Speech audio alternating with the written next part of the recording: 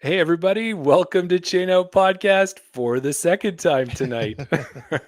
I'm Jeremy, and with me, as always, is what I was going to say, Daryl, earlier. I was going to say your favorite co host and tech guru, Daryl, and he does it again. Pulls a rabbit out of his hat, gets us going.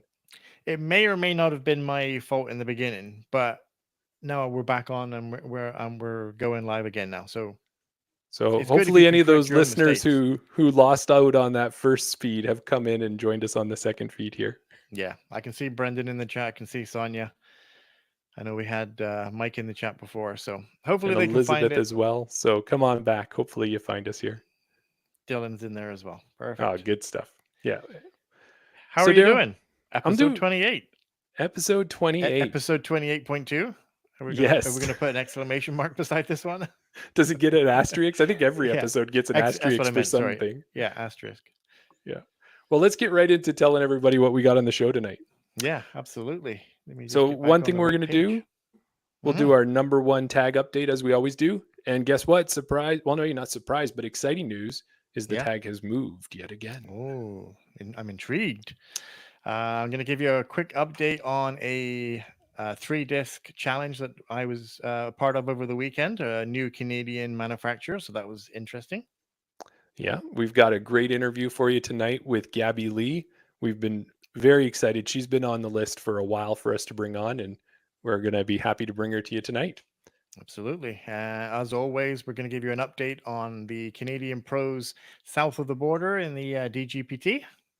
And stay tuned afterwards. We'll have a little bit of extra content for you, including a chance for us to answer any of your questions. And you guys know the secret word's coming. So start thinking about it as we go through the episode. I'm going to call out the chat, Jeremy. I'm going to call out the Chain Gang. Yeah, Because we got a last name. episode I called them out and they said, "Oh, we'll make a comment. We'll comment on your video." Do you know how many comments we got on the last video, Jeremy? Probably like 17, I think. Somewhere, well, it's a little bit less than that. Oh, One less than one. one less than one. We had no comments. Come No comments on. from anybody. It'll I guess happen. people just didn't stick around to the end of the episode. I guess, but Well, they'd say provide better content and we'll give you some comments. So let's do that tonight. we got it. We got it tonight for sure. All right, I'm going to jump right into the number one tag update. So the last time we talked about it, Riley Douglas had the tag Mm-hmm. for like the second time, or he's just been holding on to that thing for quite a while, losing it and getting it back. But what he did was last week at Thursday Rundle League, we had a little bit of an early night because of the Oilers game. Right. So he went out there with Terry and with Matt Dwyer as well. So the three of them are all people who have already held that number one tag. And Right. apparently nobody wanted to win it. It's a Everybody was out conspiracy. there. They were playing a game, just a fun, casual game of disc golf rather than a competitive number one tag league round. Right. Riley had the lead. They're getting closer to the end. And Matt comes up with a few birdies and puts it in a tie situation going into the last hole at Rundle, which right now is hole number 12. Okay. And what do we know about hole number 12? There's one thing you don't want to do, and that's stick it in the water. Yeah, it can make There's and break dreams, and it did it it once can. again. It did it for Riley's dreams, unfortunately. So Matt stood up on top of that box.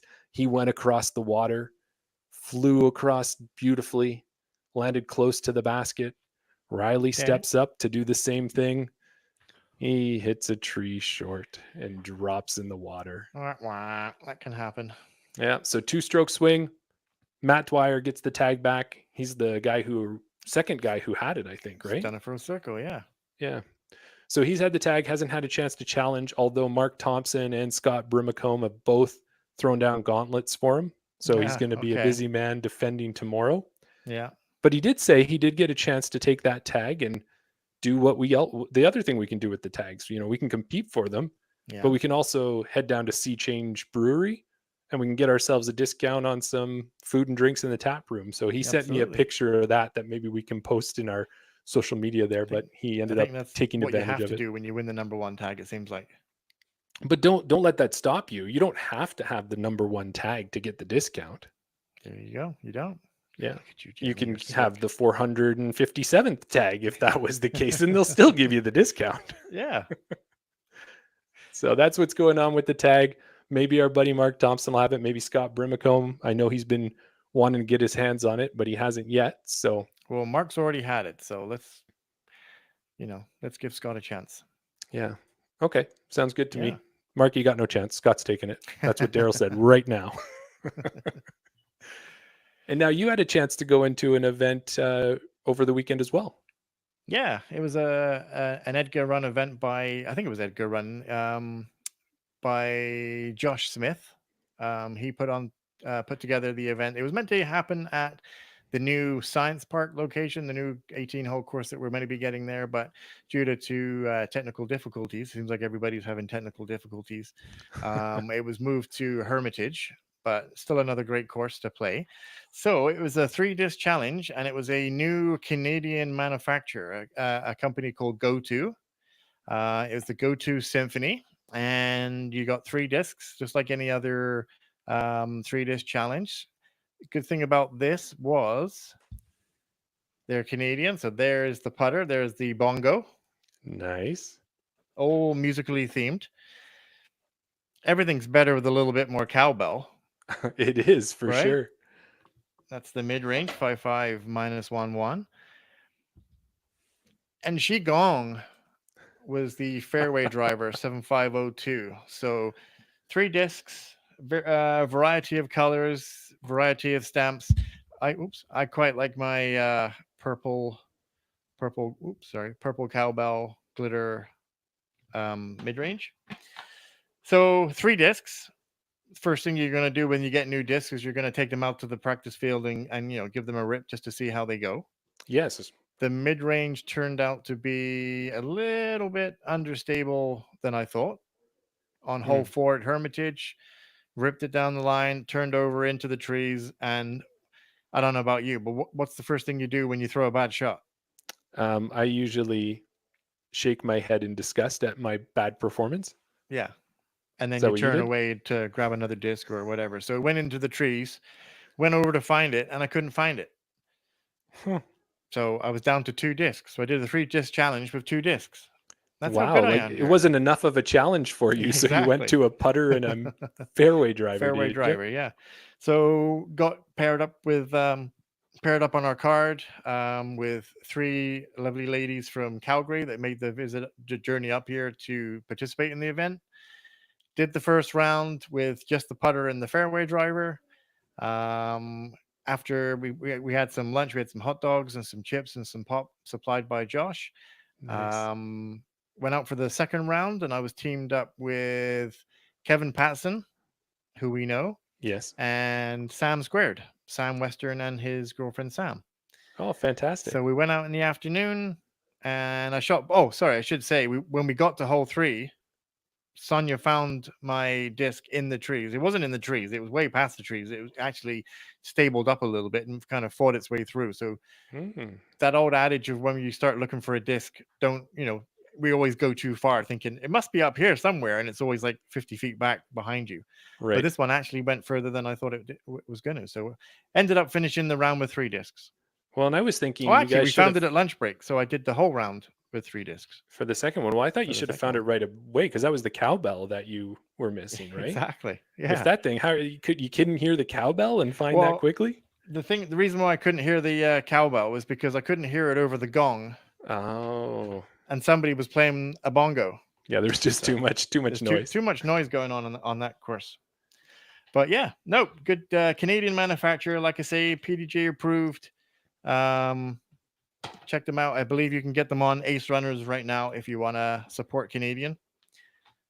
Yeah, And I good don't little know if you challenge. want to. Well, that sounds like a good event. And you've now done a couple of these 3 disc challenges, and I haven't done one yet, but hoping to this year or maybe an ace race, something like that. Try a different way of doing a tournament.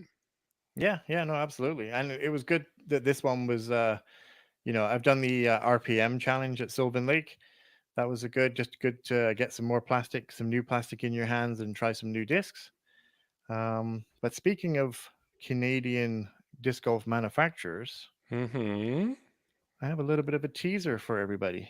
Intriguing. Coming up sometime in the future, maybe next episode, I have a brown box. And What could what per possibly se be is in a in box there? of this size, Jeremy? I don't know, But Daryl. whatever is inside it, it better not escape. It better not what? Ah, Better not. what else have we got coming up on today's episode, Jeremy? Well, we have the piece de resistance, the part of the show that everybody is looking forward to, and that is having Gabby Lee on the show. So, Awesome. as always, Daryl, I try to prepare an intro that's fitting for the guest, and Mm-hmm. I've done it again today. So, if you're ready, here it goes. I think I'm ready. Well, one thing though, before I do this one here, I want to say is that some of our listeners have said that they may not be able to always follow a lot of the acronyms that we say. Yeah. And I didn't realize it, but when I wrote up this intro, there Yeah. are a lot of acronyms in it. So if you'd be so kind to give me a hand, maybe we can let everybody know. I can help you. Okay. This week's guest is an FPO from Victoria who has been a PDGA member Professional Disc Golf Association. since 2021. She's playing in all the big Western Canadian tournaments this year, including TCO, Tournament Capital Open. the BC Open, British Columbia Open. Falcons Flight, and Canadian Nationals. She just had a great performance down in Washington at the Cascade Challenge and played in her first USW DGC this year. United States Women's Disc Golf Championship. This year, she's sponsored by MVP Disc Sports. Maple Valley Plastics. We are excited to have Gabby Lee on the show. It's down in Washington at the Cascade Challenge and played in her. Hey, how are you doing? Hello, hello. Hi. I'm well. How are you? Welcome to the show, Gabby. Thank you so much. You can hear me okay? Yes, We can hear you and perfectly. yeah, you've got a great setup there. I was telling Daryl, I said, I've heard your commentating, and I knew that you'd have the perfect setup for the show. So Well, I try my best. I always encounter some technical difficulties at one point, but sounds like it's going well. So off to a good start. That's Well, awesome. Daryl- We're all about embracing technical difficulties here. some of them complicated and some of them as simple as just pressing the wrong button at the right time. Or flipping the camera switch on a laptop. There you go. We've That can all done happen it. too. hmm So we want to start out and just kind of see how you're doing. How are things going out in Victoria right now? You're back home, are you? Back home, yeah. It's a mix of all kind of weather: wind, rain, sun. I'm overcoming a bit of a cold, so if I go on and off mute, it's just so I don't cough on air. So yeah, I've been taking it easy. Been back to work. I have a 9 to 5 grind, so I've just been doing that for the past few days and resting as much as possible in the evenings. But yeah, it's been a quiet past few days, which is nice. Good. And after coming back from the States recently, have you just been taking a bit of that break, or have you even still been getting out and playing a couple rounds since you've been back? Oh, with not feeling that great, I have really not touched a disc very much in the last couple days. Unfortunately, it's one of those like lying in bed, just being like, oh, I should really be out there, but my body is just it's asking me to rest, so I'll listen to it for now. Yeah, I'll try and that's push always myself over the next couple days. Hopefully, we have some nice weather over the weekend. I'll go out and yeah, just keep it going. But it's been a tough couple days not touching a disc.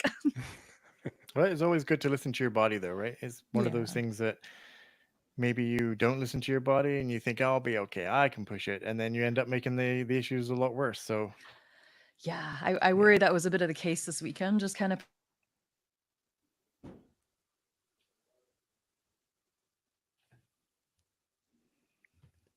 it wouldn't be an episode, Jeremy. Oh, and there she's back. Yeah. And you know the other thing too with it, Gabby, is I think as we get into this episode a bit and talk about what your schedule's like, you really do have to pace yourself properly in order to get through all the tournaments that you do have lined up this year. definitely, yeah, it's always on my mind a bit between work, rest, and the tournaments. It's tempting to stack it all up, but I'm very much one who loves just some moments of downtime and rest and time for myself, friends, family, that kind of thing. So it's all a balance. Definitely. Yeah. You know, when we were looking, as we follow the FPOs and the MPOs, and we've been doing this podcast and really trying to focus on Canadian, we're reaching out, commenting, and having chats. And at one point, I was had a little back and forth with Sophia, and had said, you know, some of your pictures and stuff that you're showing, it looks so great. I can't wait to get out to Victoria and play some of the courses. And I was surprised to hear that there's really not that many courses in the area. Not a ton, no. We have one primary course, home course, Mary's Farm and Sanctuary. It's. I keep saying it's a magical place, and people don't tend to believe it until they're there. But it's a nice little private course on a farm, and that's kind of our main basket course. We have a couple tonal courses tucked away, a few in the woods, one that's on a converted, or I guess an older 9-hole golf course that's become a public park recently. Not necessarily an official golf course or disc golf course, but yeah, I it's other than Mary's Farm, it's not a disc golf hotspot that I would say like, yes, come down and come try all these courses. It's come try our one course and maybe take you around to a few other ones, but it's a little more limited than some other areas. Well, and in the lower mainland there's a number of courses, but for you guys to hop on the ferry and go over, I know that's an expensive task and takes a long time to, everyone thinks, oh, Vancouver Island right beside Vancouver, but it's a little bit more than just a quick jump over the water. Yeah, definitely. We had a couple people who were like, "Oh, are you heading home tonight?" It's like, "Oh yeah, we got to catch a ferry." And they're like, "Oh, right, the ferry." And it's an extra couple hours onto the trip. So, it's Mhm. not too bad, something I've never really considered too much having been born and raised on the island, but now traveling for disc golf more, it's like, "Oh, yeah, it's extra time and extra expense as well." Definitely. Now, the other thing we had heard was that with that lack of disc golf courses on the island, or at least down closer to the Victoria area, Christy Lee has actually gone so far to build a course on the family property. Is that something It's that true. yeah, you've heard of that as well? Yep, I've been there. I've played it a couple times. She puts in a ton of work. Her and other disc golfers, they put in a lot of time to get that course to what it is currently. She puts a lot of little sweet touches with little knickknacks and statues and such around the course. It's a beautiful spot if you're ever fortunate enough to be invited. It is on a private property, but it's fantastic. And if only it were a little bit closer, it's still a good like 30-40 minutes away from home. So it's still not close, but it's a fantastic course. And she's put a ton of love and work into it too. That's awesome. Hmm. Well, Gabby, if you've seen any of our episodes, and even if you haven't, we have a spot at the beginning where we want to learn a little bit more about how you got into disc golf. But it's quite boring to just say, how did you get into disc golf? And I want to give you some time to start thinking of some answers. So, what I've been doing was originally I started with superheroes, and I kind of came up with a story related to a superhero that might be close to how you got into disc golf, but it's usually very far from that. And then I got into movies. So I've got an origin story worked out for you. So put your seatbelt on, hang in tight. Here it comes. Oh, good. As long as you've created it for me, I'm like, uh-oh. So here it goes. Maybe when you were younger, you learned by accident that you had powers to manipulate ice and snow. With no control over your gift and fear of hurting others, you ran away. While alone, you learned to harness your talent by making frozen ice discs and throwing them around with amazing power and accuracy. With this new confidence and control, you returned to Victoria and traded your ice discs for plastic discs. From then on, you became a disc golfing phenom, winning and placing at tournaments everywhere. Some would say you could take a disc and just let it Let it go, go. let Let it it go. go. Amazing. Maybe that's not quite how you got into disc golf, but why don't you tell us how it really happened? Oh, I love that. It's a embarrassing fact about me. I've never seen Frozen. Oh, but But you knew what it know, was. I know what it was, so I have a little bit there, but yeah, I mean, there's a little bit there, a little bit of truth there. I'm an introvert at heart. I tend to keep to myself a little bit more. So starting disc golf was very much, it was very much an independent thing. Like my husband and I, we started playing together, but what I really liked about it, and I think why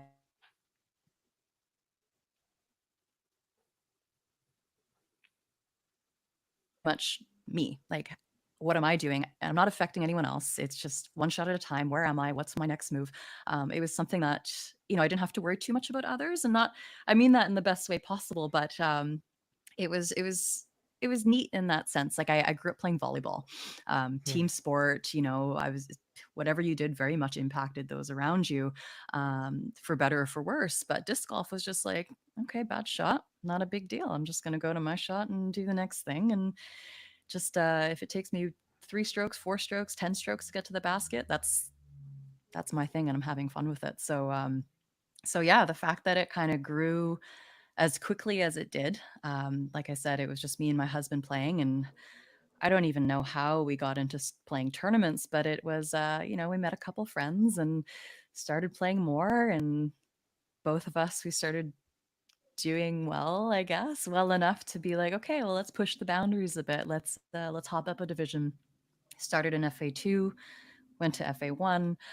Divisions were a bit smaller, and I was winning a couple divisions at a time. And I was like, okay, cool, this is good. And my first big FA1 win was at TCO a couple of years ago. And ever since then, I was like, oh well, let's try FPO. Let's see what challenges can bring on there. And the rest is history. And I mean, ever since then, we've been all in disc golf. Like, you kind of reference pacing. I think we did a very poor job of pacing at first, but we had tons of energy. Signed up for as many tournaments as possible. We took many ferry trips over to the mainland. And yeah, we've gone as far now as to buy ourselves a van and spend a little more time on the road and see where that takes us. So it's it's been a step-by-step thing, like doing whatever's comfortable next. And I'm very fortunate to have a partner who's just as into it as I am, so it makes making those decisions easy and exciting too. So yeah, it's very much just been like poof, disc golf. You know, Yeah, that. go ahead, Daryl. No, you go ahead. I was going to say, Gabby, and it is definitely when you say that, that was, you can only see so much when you're trying to put together an outline here and we're watching information on you and we're looking at PDGA. But that was the one thing that I did notice in the PDGA kind of stats from you since 2021. It was like, all right, yeah, I'm just going to go and enter an FA2 tournament. Sure, why don't we enter at Raptors Knoll of all places? Yeah, that's going to be an easy start to our disc golf tournament career. Yeah. It's I yeah, I always forget that that was my first sanctioned tournament. I played a couple of unsanctioned tournaments on the island before then. One of them, I think one of them was a women's event. One of them was up island in Campbell River. But it's funny, the Can Nats, that was a last minute decision because I think my husband played in the BC Open that summer and I didn't, because I was like, too big. Like, I don't need to do that right away. And I was so jealous, like, when he was in it. I was like, "Oh, I should have just played, like, how fun." So then I signed up, I think, fairly last minute for Can Nats, and I'm glad I did, because I think that was just the starting point in all of this. Yeah. Well, and not only starting there in FA2 and going, okay, yeah, let's just enter, let's just get my toe wet is kind of what I thought about it. Then you go and you shoot a -1 in FA2. And not only was that good enough to win that tournament, when I looked at the stats, you would have won FA1 by about 7 strokes at that tournament as well. Oh my gosh, I didn't know that. Yeah, so what a start to kind of that tournament play. And then as you said, you moved in 2022, played a bunch of tournaments, 13 FPOs, you placed in top 3 in over half the tournaments. This might even be a trip down memory lane for you, me kind of throwing these stats at you, Kind of but is, yeah. It's been a and then whirlwind. yeah, and then 2023 comes along and you play 17 tournaments, you win 6 of them. They're all FPO, and you place top 3 in every other tournament but 2. Like, to me, this is like a meteoric rise to FPO stardom in my mind. And Oh, did you I cut did out you a bit lose me there. for a minute I there? did, yeah. Yeah, I was saying that it's just this journey that you took was almost like a meteoric rise into FPO stardom over that short period of time. It's yeah, and like I try to like ground myself a bit there. It was fast, and at one point I was like, "Oh man, did I join FPO too quickly?" I think some, not some people, but I kind of read up some things and thought about it, and there's something to be said about practicing being competitive and learning to win that I don't think I gave myself time to do.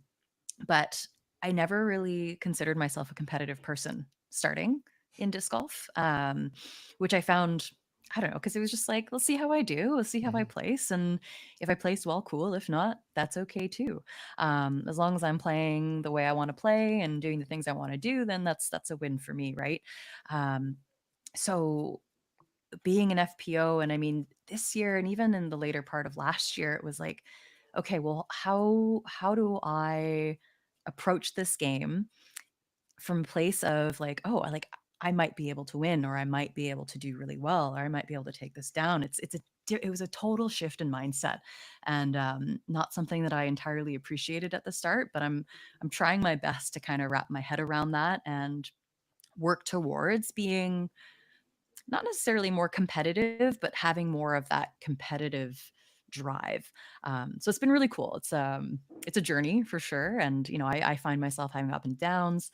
I go into some tournaments being like, "Yep, I'm I'm competitive. I'm going to do this. This is going to be great," and I go into others being like, "Ooh, I don't know if this is the one," and I have my ups and downs, but it's a shift. It's different.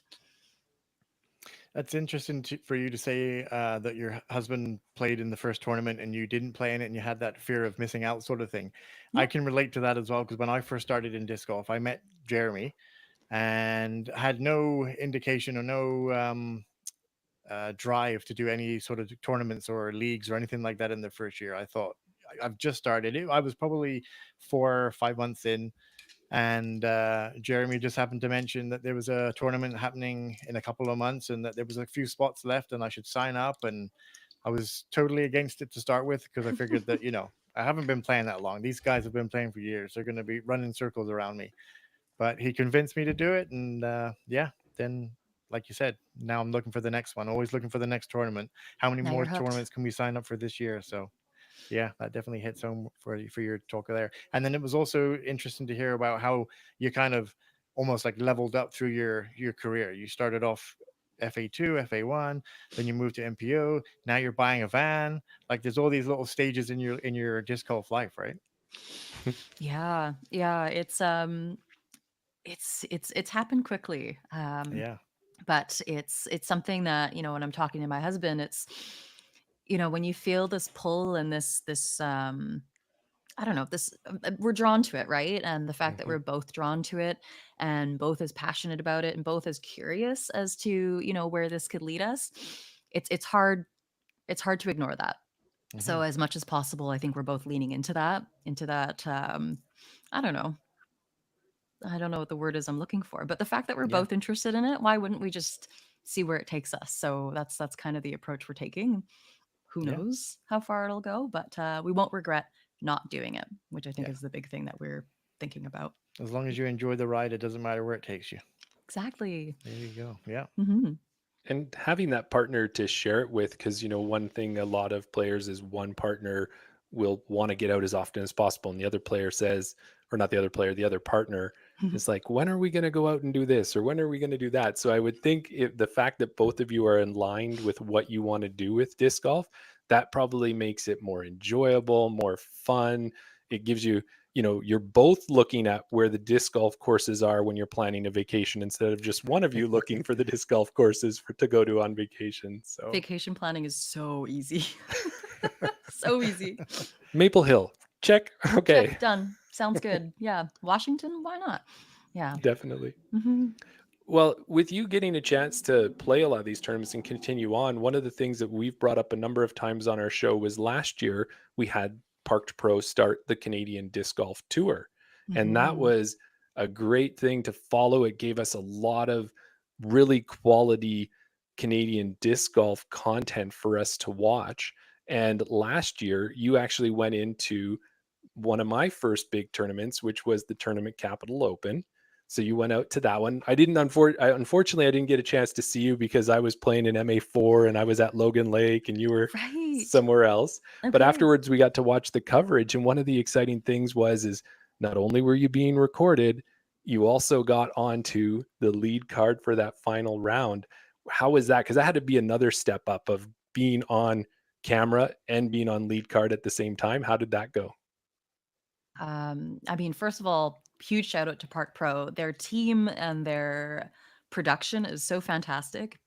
Very grateful to, be a part of it in multiple ways. But yeah, I remember it was so nerve-wracking, like, the first time on camera, and Andre was actually out the day before, or the first day, like, just taking pictures, Hmm. and I remember being so nervous about him taking pictures, let alone being filmed on camera. So, yeah, I don't fully recall, but I do remember just, like, being very conscious of where they were, what they were doing. Um, I don't wanna blame a couple of missed putts on them, but, there's a couple of just like, "Oh, yeah, you are right there," right? And, whether or not it did affect it or not, like, it's just all something that's on your mind. But, I mean, to have I was really, really proud of that performance because it was actually one of the first events that I walked into being like, "I can win this." Right? Like, it Wow. was the first time that I was like, "Yep, no, this is gonna be good. I'm gonna play well. I might be able to take this down." And to have that last round on camera, to have, like, a few good shots being filmed, and, to have, I mean, there was 3 Victoria people on that card as well, as along with another woman from the mainland who we were, fairly close to as well. So it was just such a cool experience to share with those friends at the same time, and to have, I mean, I think we're long past spoiler alerts now, but to have Julie win and, have all that happen on camera, it was just like, it was surreal. And I mean, even I think one of my favorite moments was when Sophia went OB long on, which hole was it, like 10 or 11 or something. And it was just like, I don't care that you went OB, you just threw that like 400 feet. It was, so it was just, I don't know, it was just like just really cool moments to have on camera. And I think I did the commentary for that one too. So it was just overall just a fantastic experience with the Park Pro team. And as you said there too, and you alluded to it and just mentioned it, not only did you get to play, you got to be on lead card, played with the friends from Victoria, competing, and you were right there with Julie back to back going for that. And then you Yeah. and Julie get the invite to do the commentating. And how did you enjoy that? Oh, it was it was so much fun, and I think it took us both like 8 times to get it started. Like, just the number of like, okay, no, no, stop, delete, redo. Um I'd rented this mic from Long and McQuaid or something, and we're both like, huddling around the microphone to get it done. And, I think I started it off and it took me 8 times. And then finally when I got to Julia, she was like, and then we just did like another 8 times. And but it was smooth. And I think I just kind of approach it as, like, what are my thoughts? And if people want to listen, then they will listen. And if not, that's okay too. But yeah, it's neat watching yourself back. Um, Pros and cons to it. Like, I may not watch this podcast back because I don't necessarily love listening to myself, but to have, some moments on camera like that, even years from now, being able to go back and be like, this is where I was and this is what we did at this time, is, it's really special. I feel very fortunate to be on it. Yeah. Well, not only did you do the commentary for that one, later on in the year, you also did the commentary for the Falcons Flight event. We were Yes. lucky enough to get the final round coverage. What was it like commentating on yourself? Whew. Was it hard to watch yourself and commentate on the putsy or your throws, even though that you knew what was going to happen? Not giving It's, away spoilers. Yeah. I know, right? It's, I don't know. I think I like debate how I'm going to comment on myself, because I have, when I see it on camera, I can remember. I can Hmm. remember what I'm thinking. I can remember like the discs I was choosing between it.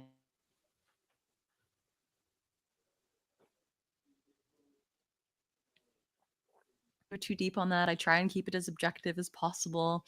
Um, but it's got like, it's almost an emotional thing to kind of watch yourself back, because it is reliving those thoughts and feelings at the same time too. So I try not to inject too much of that. Try and put a little bit of that.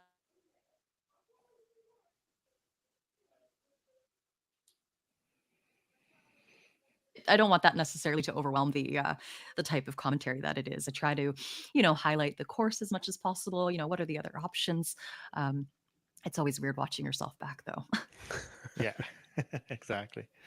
Yeah. Well, I mean, from what we saw on the third round, when we did some research on the second round, you had a super hot -6 in the second round, which gave you such a lead that it almost seemed like you could kind of like coast in the third round there. I don't want to say that you kind of took it easy on Jesse, who was your closest competitor Whew. there, but it definitely gave you some breathing room coming into that last round. So Yeah, yeah, it did. That second round was I mean the whole weekend was something special, but yeah, definitely last round and watching it back too, I was like, man, I really did play it safe. Like I could tell and I could remember. I was like, oh, like I really didn't put enough into that one or I didn't attack that as much as if I were to redo it this year, I may attack a little bit more.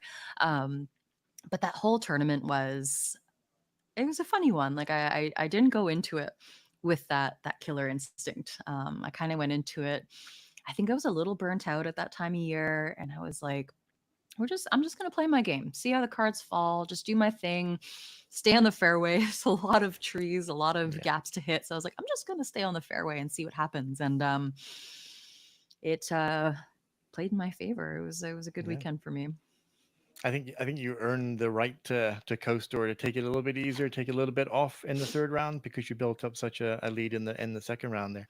You mentioned about you might play it a little bit differently this year. Jeremy and I are both registered for the event this year, so it'll be our first time Yes. going down there.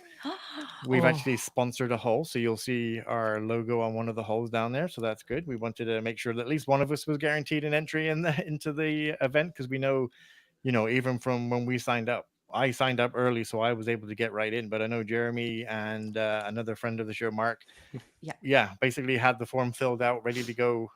And even then, our friend Mark, still is, I think, on the waiting list. So Oh, definitely a popular event.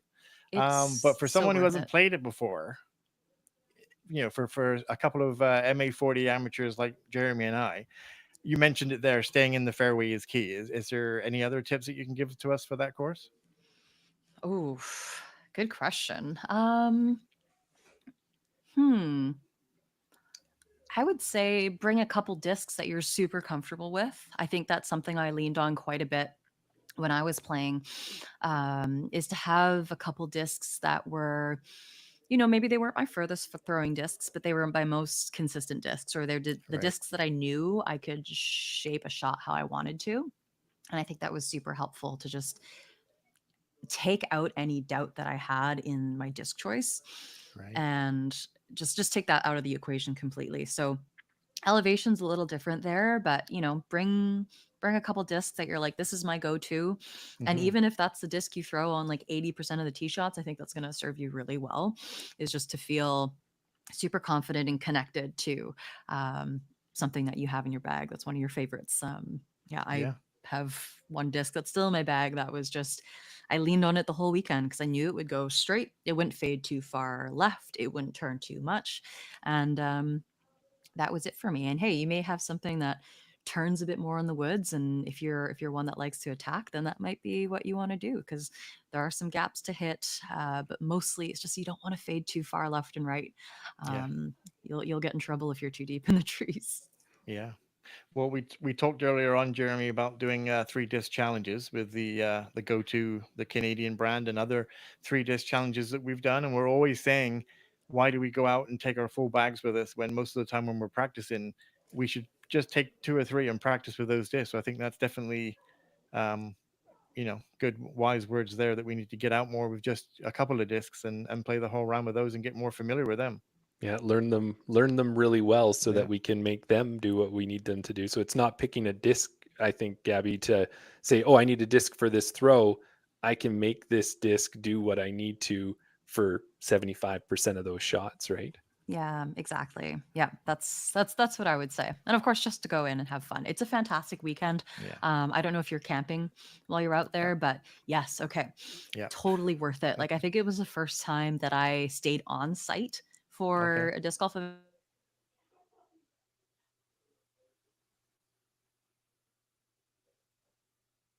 For a walk and try out this hole again, or there was doubles, there was long drive competitions. Like it was the whole weekend was Yeah. fantastic. You're going to enjoy it so much.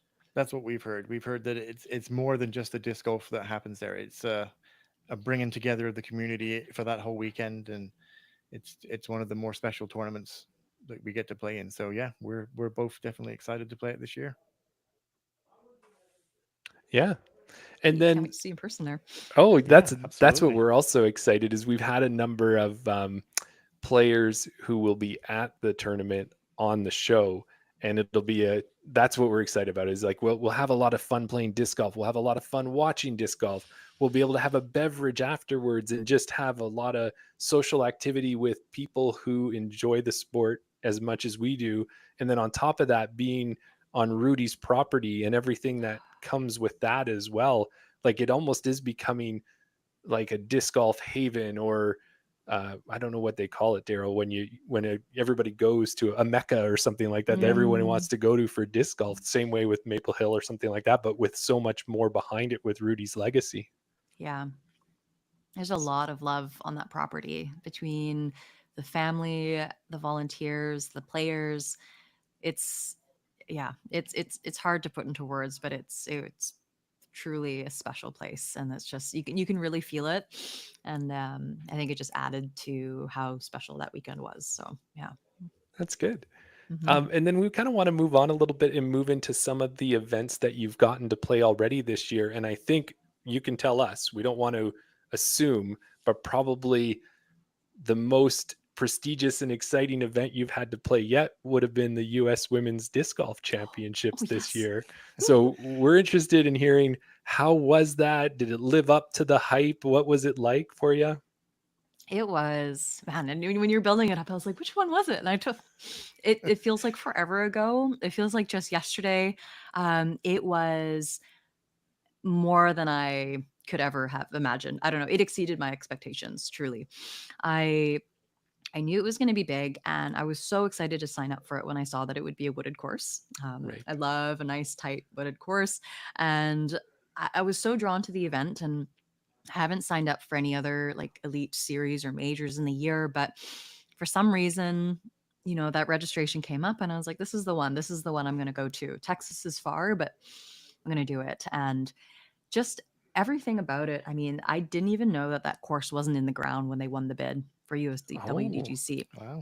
So if you're looking at it on coverage, it's like even playing it feels like that course has been there forever. So the amount of work that went into it, so impressive. But it was just an event. Like it was a huge event. Everything about it was you showed up and you just felt like it was something special. Um, I told myself I wasn't going to fangirl, and I was there the evening that they did the Pro skins, right. and I saw Kristen Tatar like in the distance, and I was with my husband, and I was like, "This, she's right there." um, but yeah, it was so much fun. It was also so hard, so Hmm. incredibly hard. Not just the course, like the course is technical and tough, but what I actually found was is that I wasn't prepared in the way that I thought I was to attack a 4-day major, all on the Hmm. same course. Um, I'll be a bit vulnerable here, and I think it was day 2 or 3. I sat in the car with my husband and I just cried. Oh no. And yeah, and he's just like, "Are you okay?" Like, and I'm like, "I'm fine. I'm just feeling right now. Like I'm just feeling so many things." Because I think after day 2, actually probably was day 3. After day 2, I'd had a good round. Day 3 was the day that I played with Paige Pierce. Like, whoa, Wow. mind-blowing moment. And I didn't have my best day on the course, which I wasn't too bummed about. That happens. But it was a type of mental taxing that I wasn't expecting.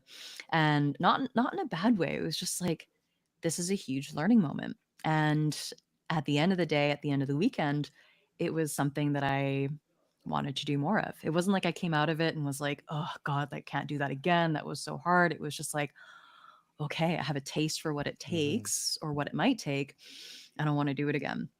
Um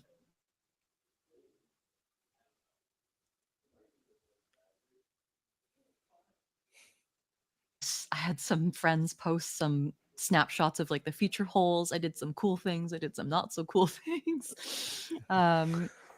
And it was just it's an event I will never forget. And I hope one day Statmando will look back and be like, oh, your first major was X number of tournaments ago. And now look at you. And I don't know. There's lots of really good lessons um, that I took from there in terms of like, how I play. And there's a lot of like, not that they were bad lessons, but it was just like, oh, I noticed after 4 days my confidence off the tee decreasing because, Mm. Oh, after 4 rounds on the same hole, you're like, okay, I have to make this shot and I can't mess up this shot. And I found as the days went on, I just got more and more timid. And if we jump to Cascade Challenge the last weekend, there was it was very different because I got more and more confident off the tee going through gaps. So there's things that I notice as tournaments go on to say like, oh, okay, like I'm going to take this good thing and learn from it, or I'm going to take this not so great happening that happened and learn from it and take it forward. So every event I play, and Texas being a huge one, is just lessons that I get to take forward with me. So yeah, it was a very, very fun event. oh, the way you describe it, it does sound amazing. Like you can Yeah. just feel it as you're speaking, and I could just see, the overwhelmingness in positivity and just everything about going to an event like that, because you're going all the way down to Texas. This is a major. There's all of these huge people that you've probably been looking up to just the way that we have. And now Yeah. they're on your card and you've got 4 days of this. I could just see, like, how could it not be the most positive and overwhelming and exciting and crazy, like any adjective you can put in there. I'm sure you experienced it more than once throughout the weekend or Oh the yeah. 4 days. Yeah. All of the above, truly. Yeah. No, I made some really great connections while I was there and, saw people that I see usually. So it's such a unique thing to be, brought together in an event like this with disc golf and then walk away with even more positive connections. So I don't know. It's just really cool. I'm like overwhelmed by it constantly because it's just like, whoa, I can't believe this is happening. Yeah. I did that. Yeah. Yeah. Yeah. And then as you said, you went to the Cascade Challenge, and I would like to ask you, with these two big events that you've been to, you said you saw Kristen kind of in the distance there at USWDGC. You got to play with Paige. Were there any other players that you were not fangirling as much, but you were just like, wow, look who's on my card. Look, I'm at this level. This is who I get to play with. Yeah, it's surreal. And is this, sorry, are you referencing Texas specifically or Cascade Challenge Just kind or of, yeah, just over in your career, general? either of them. Yeah, if you want to, whichever one you want to pick from. Yeah, it's so surreal, and it's so, I find it personally so different than being a big fan of like a movie star or something, because I just feel like as soon as you're on the card with them, it was just like, oh, okay, like you're a peer. I'm one of you. Like there's this, even though our skill levels are like, very, very vastly different right now, there's still this kind of connection and sameness that's really fascinating to ground myself into. I played with Ella Hansen in a Mm. tournament at the beginning of February, I think last year. And I mean, that was surreal. I played with Raven Klein at Yeah. Cascade Challenge, and that was amazing. Um, Daniel Bow Memorial played with Shelly May Lai, and like they're names that I see everywhere, and to see them on my card is just like whoa. Um, so yeah, I don't really know how to put it into words other than it's both reassuring in a way, because it's like, okay, like I'm doing the right thing, like I Mhm. got onto a page with card, got into a card with Page for a reason, that Yeah. day 3 that wasn't by chance. And then other times it is by chance, but it's just really neat. I don't Yeah. know. Well, and as being a Canadian disc golf podcast, one of the things that Daryl and I will kind of always ask our Canadians who have played down with the US pros, were you telling them how wonderful it was up here and you got to come up to Raptors Knoll and you got to come to Canadian Nationals, all those types of things? Oh, I always try to sneak it in there. It's like, oh, like, are you coming up north for any big tournaments? We got TCO, we got BC Open, we got, yeah, Nationals, Falcons. Like, there's so many amazing ones, right? So, Yeah. yeah, as much as possible, I try to give them a bit of the elbow to come up. And yeah, at Cascade, there were a few women that were like, yeah, I'll be at BC Open, I'll be at TCO. So really, really cool to see. But yeah, at the same time though, being down in the States, it's like, whoa, I'm down in the States. So that in itself is like really cool. Mhm. Um, yeah. Nice. Now, with Cascade being the most recent tournament that you did, you had a good performance down there. I think I think I'd be happy with your performance. Were you happy with your performance and how it went? Yes and no. I'm very happy with it in a sense that I, it was fun. Like I always have as much fun as possible playing. So glad I went. The experience overall was fantastic. My husband and I were in the van, and it was just like a great trip. Went down with a few friends. It was fun. Excuse me, one sec. Yeah, yeah. Performance wise, I was super happy with how I was off the tee. Like I alluded to, it was just like a stark contrast from Texas, where I kind of lost confidence as the weeks went on or days went on. But here, it stayed consistent, and I was like, "Yep, I know which disc I'm going to do. I know which gap I'm going to hit.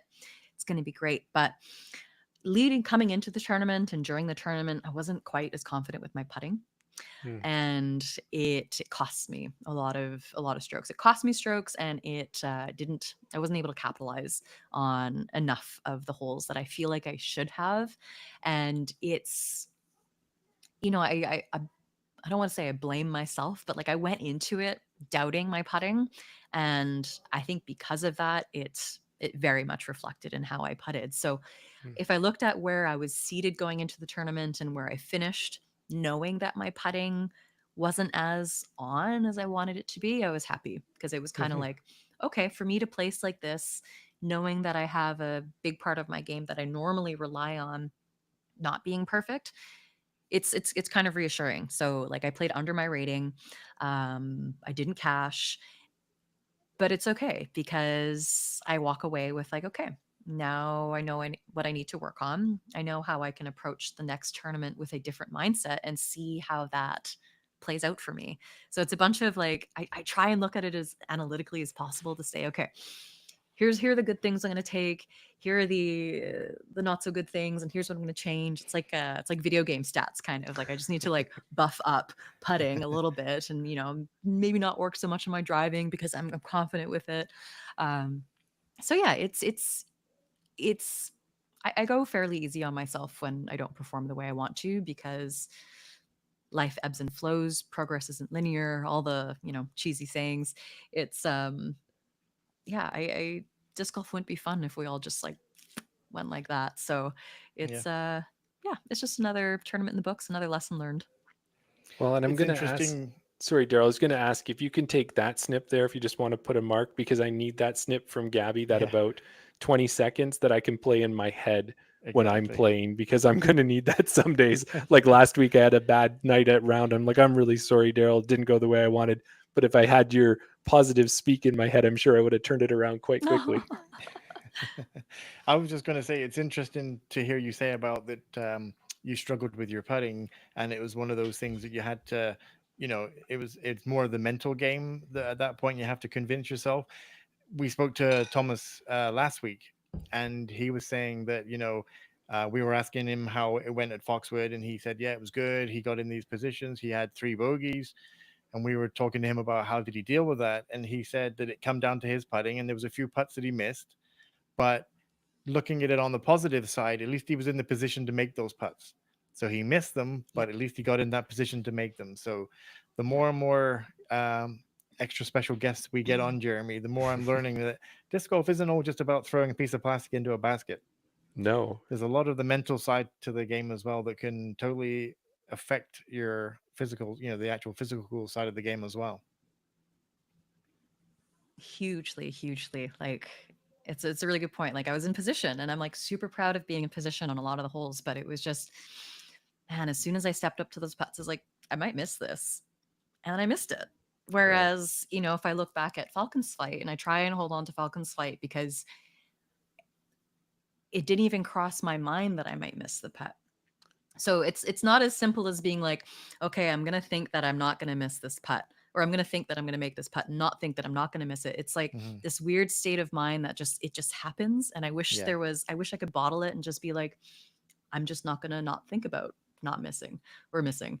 Yeah. And that's just going to happen because, yeah, I don't know what it takes, but there are moments and there are times in my game throughout the year, throughout the past few years, where it's just like it just clicks. Like Mhm. driving, for example, this weekend, never crossed my mind that I might miss a gap. I just Yeah. did it. So it just takes time, it just takes practice, and having some trust in the skills that you do have, and not doubting those as much as possible. Yeah. Yeah, and you're right. I've known that there's those moments almost the same way you'd say with just your regular work, in that when you get into flow, and then Yeah. you're in that point where you step up and you just throw that putt, and you throw it with authority, knowing it's going to go in. You don't go, do I put a little high, a little low? You just step up, you take a look, you focus in, and throw the putt. And when you can get into that zone, you know you're going to have a great weekend. Yeah, it's like what Ricky's blackout mode, he calls it. Yes. Yeah. Raptors leg, blackout mode. He's got it all, right? Just got to channel my inner Ricky. Yeah. Yeah. Well, we want to move you along here, Gabby, to the next tournament that you've got coming up right away, which is the second A tier. What we've been doing, Daryl and I, this year, is with the lack of a Canadian disc golf tour, or at least not one announced at this point, we've decided that we're going to follow all 9 of the Canadian A tiers. And we've set up Nice. a fantasy league where we do some fantasy picks beforehand, and we have a guest on to participate in it. And Ooh. then, yeah, so it's been exciting. We did Foxwood. And then what our hope is after the tournament is to interview the tournament director and the FPO and the MPO winner. So last week we had Chantel and we had Thomas on, which was, talk about being starstruck. You know, we have you this week. We had the two of them last week. It's Aw. been an amazing couple weeks. Oh, that's so Um, kind. yeah, but you've got TCO coming up again. And when are you going to go and head up there? What's the preparation? Have you got, you and Sylvan got that figured out yet? Not quite. Well, I lied. We have a ferry booked for the evening of the 11th. So we're not going Okay. to get up as early as I think we wanted to, just with like work requirements. Just some things that we just have to deal with at home, which is totally fine. So, but yeah, we hope to get up there and spend a few evenings practicing the courses. We're both familiar with MacArthur. We've played there. Hmm. This will be our third year, but we haven't played the Logan Lake course, which will be new.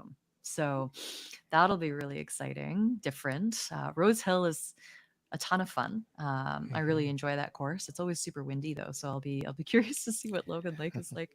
Um, but yeah, no, it's really exciting, and I really love TCO because it was my first like big A tier.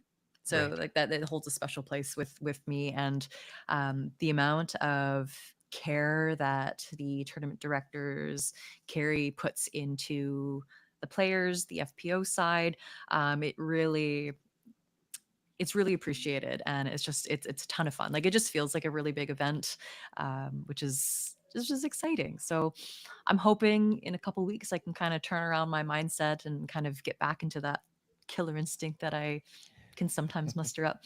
Um, but I mean, there's so many women coming this year, which is exciting in itself, right? Like how cool. I forget how many women are signed up, but it was just like, whoa, from last year, even the year before, it's significant. Yes. Well, you've got all the kind of West Coast FPO players, but there's a fair number of the ones from our area as well, too. So Joe Henderson's coming out again. Terry Hong's coming out. I believe Kristen's coming out. I think Daryl could correct me if he's looking there if it's wrong, but I'm looking Zoe's it up. coming out as well. So a lot of these Amazing. great FPOs, it's going to be a who's who of Western Canadian FPO players for sure. I was gonna say, Jeremy, we asked Gabby for some advice on how to play Falcon's Flight. You've played Logan Lake, so maybe you can give Gabby some tips on how to play that. Yes, Uh, please. I played it, Gabby, at the very beginning of my career in MA4 from the short tees, which I don't think is anywhere near where they're going to be setting you up. Okay. But the one thing, we did have Carrie Neal on the show kind of a number of months ago, and she had said that there's been a total redesign to Logan Lake. So it's a Mm, very wooded course. That was one of the yes. things I learned. Very, very wooded. You're looking, you go, okay, Check. there's a little gap and there's a little gap over there. And which one can I maybe get to at the time? So you'll have a Mm. lot of fun with that. And it is up and downhill, but it's going to be very interesting to see what they do with the tee pads and how they shape some of those shots. But just to give you an example, there was a nice little tiny short par 3 at the end of the course, but the elevation change went down, down, down, down so steep, and the basket was about halfway down and it still continued. So anybody No. who overshot the basket just kept going. People caught rollers and that thing was gone. So Oh my it made for a goodness. very interesting finish. I don't know what they'll do for you, but that was one of the exciting points that I saw at Logan Lake last year. Interesting. Okay, thank you. I'll bring some Mhm. discs that won't keep sailing downhill, Yeah, and my usual woods discs. Yeah. there you go. And it's kind of a who's who of FPO. Amber Chason, Yeah. Bailey Inglis, Brianna Ainsley, Elizabeth DeVries, who was in the chat. Obviously, you, Joe Henderson, Julie Mowens, Christy Lee, Rachel Estabrooks, and Terry Hong. So, yeah, Oh, So many. all such a stacked fantastic field. women. Yeah, I'm so excited. Like it's cool to like go into a tournament and be like, well, whoever I'm going to play with is going to be a good day. So yeah, it's very exciting. awesome. And then the one thing we should ask you, Gabby, here, because with this fantasy picks that we do, and you're familiar, we're starting to get to know. We feel that we've got a fairly good grasp on most of the players in Western Canada, both MPO and FPO. But are there any sleeper hits? Of course, we're going to want to pick you. But after we've picked you, and now we're looking for other players, you got any sleeper picks or somebody that you've been watching and going, "Oh yeah, keep an eye on that person." I mean, Julie, of course, former champion from last year, and she played well at Cascade as well. So I'd put her up there. Um, let's see. Oh my gosh, like it could be anyone's game. I've seen videos of Terry lately. She's been putting in the work, so it's she's a good one there. Um, oh my gosh, I need to see the list of names again. I think like anyone has a chance on those on this tournament. Like it's going to be a good tournament, and ooh, can we put all like infinite playoff for like all of us? Just There you go. I'll just have stellar events, but Yeah. yeah, no, you'll have a tough job picking. Hmm. Well, I'll tell you right now, Elizabeth's chimed in the comments as well as we're going along. She says that hole 18 is much different now, so I guess you may not have to experience that. And she's very excited and can't wait to play with you. So I thought I'd just drop that in there as Oh, we go along. oh, huge shout out to Elizabeth. She came down, got to see her a couple times in the past month, playing in the BC Women's Series events. And big shout out to her for going pro within this series. And yeah, I really hope I get to play with her because I don't know if we've like actually played around together. So fingers crossed, maybe, put a little love out to the TD to put us on a card together because that'd be a great start to the tournament. So Carrie and Chad, we're gonna put that right out. If either of them are listening, Gabby and Elizabeth want to play together at least on one card. Make it happen. Yes, there we go. There we I go. don't know that we have any pull, but at least we tried. We tried. We tried. We'll put it out into the universe, see what happens. For sure. Well, after you get through TCO, another big A tier, you're going to go back to BC Open, going to go back to Falcons, to Raptors Knowles, sorry. Yep. And just the question we had with that is, what is it that's makes Raptors Knowles so popular to you? Like every time, like we haven't had a chance, I've been out to BC, but haven't had a chance to play Raptors Knoll. But Mm. everybody we have on talks so highly about it. Is there something that course holds for you, or what is it about that course that's so amazing? I mean, for me, it was like the first big course I played. Um, and I think it's one of those events that's just it,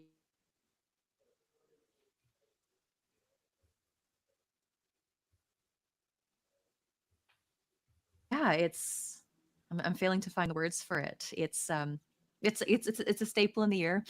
Raptors is, like I said, just one of those courses that I would go back to for a lot of like the bigger events that I would play when I started playing. So for that reason, it holds a special place. It's a bit of a daunting event if you haven't played it, and they have the Campbell Valley temp course that they set up. It's a big bomber course as well. So yeah, historically, I haven't played very well at that tournament. We'll see if I can turn it around this year. Again, it's a mindset thing, right? I got to go into Hmm. it not thinking that Campbell Valley is the big intimidating course. I got to think of it as I'm gonna have a ton of fun. I'm gonna hit my gaps. I'm gonna throw as far as I've ever thrown before. Um, so yeah, it's one of those funny ones. It's just I got to go into it with that mindset. But it's a throw pink qualifier, so Right. I have that on my mind as well. So I think it's also one of those events that I put a lot of pressure on myself for. It's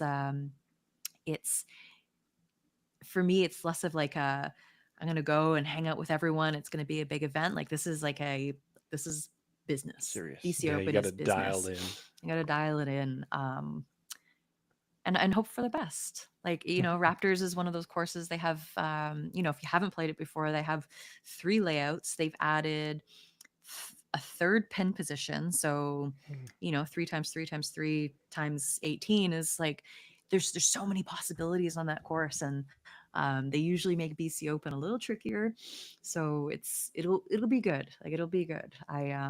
Like I said, I hope I can play better than I have in the past years. I think that may have been one of my outside of top 3 finishes last year was BC Open. Right. But yeah, fingers crossed. Yeah. Well, in that Campbell Valley, otherwise known as the InDesign Horsey Horse Coursey, I think course, is what horsey it's course. called. Yeah. Yeah. Sorry, Stuart. It'll always be horse course. They set it up on an equestrian site course, and like a lot of the features on the holes are like horse jumps. So Yes. it's horse course. It'll always be horse course. Yeah, and even too, I think when we watch some of the coverage from last year, they'll even put the baskets up on some of the launch or jumping pads Yeah. or different areas like that, and then have sand around for hazard and just do all of these things to make it as interesting with the features that they have available. Yeah, yeah. Like I'm sure if you drove by the site, you'd be like, "How do they put a disc golf course there?" But they do a good job of weaving it through the bushes and the trees, and they have some elevation shots. They set up some tricky OBs, which makes it interesting. So it'll be a good event. Yeah. Yeah. And moving right along, and this is more so a lot of the people who, it seems like almost all of our listeners know who you are, but if they don't, they're going to now know how to follow you and what tournaments that you're going to be at, and if they can make it to those tournaments, or if they know you're there, they can go get a disc signed or do something like that. Oh, please come say hi. Yeah. Yeah, hopefully I just sent out to have some discs printed for myself. So hopefully I can have some discs that'll support my tour in the next might be a couple weeks. I don't know if they'll be ready in time for BC Open, but keep an eye out for that. But yeah, please come say hi if you're listening and we haven't met in person before. It's really cool putting faces to names. Um, Social media is the wildest thing, right? Like I think I've met more people through social media Hmm. first in disc golf than I have meeting in person first, because it's just like, oh, you're so and so on Instagram, and it's just like, yeah. Yeah. It's social media is a weird thing, but hey, It's made a some great love-hate connections. relationship. Yeah. Oh yeah. Yeah. Yeah, so you'll get to Falcons Flight, so everybody knows, and you're going to be going for the back-to-back wins there. And then once you put For the sure. back-to-back wins together, then I'll get a chance hopefully to see you again, because you're going to head up to Canadian Nationals up in Clearwater. And Yes. that again looks like it's going to be a big tournament. And I think when I looked at your um, tournaments from last year, you did play the Harvest Huck, which is at one of those courses, right? So what do Yes. we got in for us in at the Nationals? Is it going to be pretty insane or? Harvest Huck is also another fun one. That was another highlight from last year, just in terms of like the overall event, the feeling, the work that went into the courses. I just got a notification, I think the other week, that they've added a third course to it, Yes. which I'll be playing on, which is interesting. It said ball golf course, and immediately I'm like, no, the woods. Yeah. Where are my woods? Excuse me.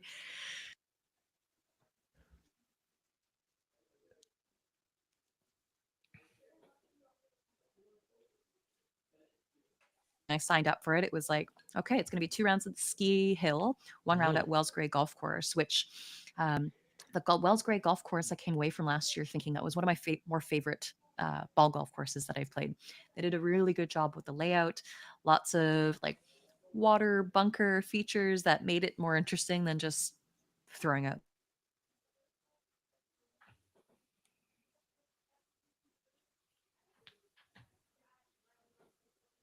similar to hole 18 at maybe not similar, but the same idea. Like you're throwing down, like you're throwing down the hill. Mhm. Um, but they do a neat job of weaving through the ski hill, so you're not just throwing up and down, but you kind of go up and across, and there's a good amount of like open and wooded holes. um, and then I don't know yet about the third course. Like I said, it's another ball golf course, but it'll be interesting. So I got one round in at the ski hill this year, which to me was like, oh, it's kind of too bad because I was looking forward to another 2 rounds at the ski hill. I knew I could play well at the ski hill, but yeah, no, it'll Mm, be another fun weekend. It's nationals too, right? Like yeah. how cool. Because I don't know at the beginning of the year if we knew it would be nationals. Because I think it was just Harvest Huck at first, and then it was like, "Ooh, won the bid for nationals." So Yes. yeah, a Well, bit and of I'm an upgrade. excited. It'll be my first experience of going to nationals, and I'm in the same boat as you. I got that email, so we're playing the same courses. Yeah, it'll be exciting. And they talked up that new course, so I think it's going to be a good experience as well. I think so. And like I said, I really enjoyed the Wells Gray ball golf course. So, if same people are involved and they have the same mindset going into that course to set it up, I have good trust that it's going to be an awesome one. Yeah. And two other thoughts about it as well is one, we talked about Falcon's Flight being a disc golf mecca and everybody coming together. I think this is going to be an even bigger setup like that because when you think about it, I think Clearwater's 2,000 people or something, and there's going to be at least 500 of us descending onto this 2,000 person town and kind of Yeah. taking it over for a few days. Yeah, we really do. I remember driving into Clearwater and one of the I think it was one of the hotel signs said, "Welcome disc golfers." Like there's just so many disc golfers in town. It's a really, really neat thing. But similarly, no, sorry, the ski hill, I guess the chalet or whatever building they have at the bottom is just it's set up really well for people to just soak it all in, essentially. Like they get to watch those two big downhill shots that people are throwing, and it's a really great experience. And yeah, I'm really looking forward to that one as well. Nice. And with that, the last thing I've got to say is that we watched last year and we actually got a chance to talk to Colleen McInnes. And she had a really good chance of almost being the first Canadian FPO Nationals winner in a while when she was up against Raven Klein last year. And Raven Yes. unfortunately started to slip, and Colleen was playing strong, and it came down to a playoff, and Raven ended up taking it away. But when I was looking at the list right now, there's two spots still reserved for FPO pros, touring pros, that haven't been Mm. filled. But if you look at every other FPO position, it's a Canadian player. So this may be the first year in a long time where a Canadian takes down the Canadian nationals on the FPO side, which is the way it should be in my mind. But Would be really, really neat. Yeah, because I went to was it nationals that I went to in PEI the year before that? And that was Ella Hansen who won. right. Um, so it would be cool. I did well at Harvest Huck last year. It being nationals adds a bit of extra pressure, but it would be really neat to see it go home to a Canadian. Knock on wood, fingers crossed, all the good things. Lots of great Everything's women looking signed good. up for that event. Yeah. Perfect. Okay, I'm going to move us along again. And what I want to get into is a section that we like to call professional mindset. And you've already given us a lot of that so far, but I want to tap into it just a little bit more.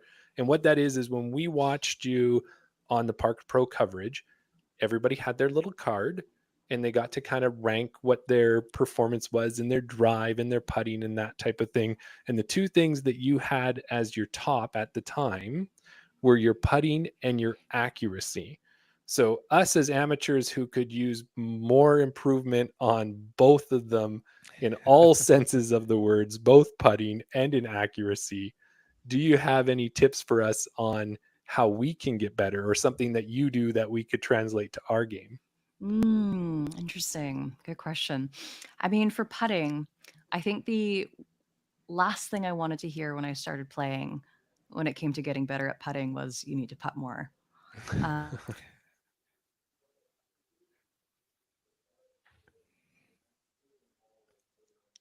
What I have found is super helpful for my putting is I joined a virtual putting league. and it's actually filmed, Right. like you have to film yourself, and it's Oh, putting under pressure, practicing putting under pressure, which has been the most beneficial for putting.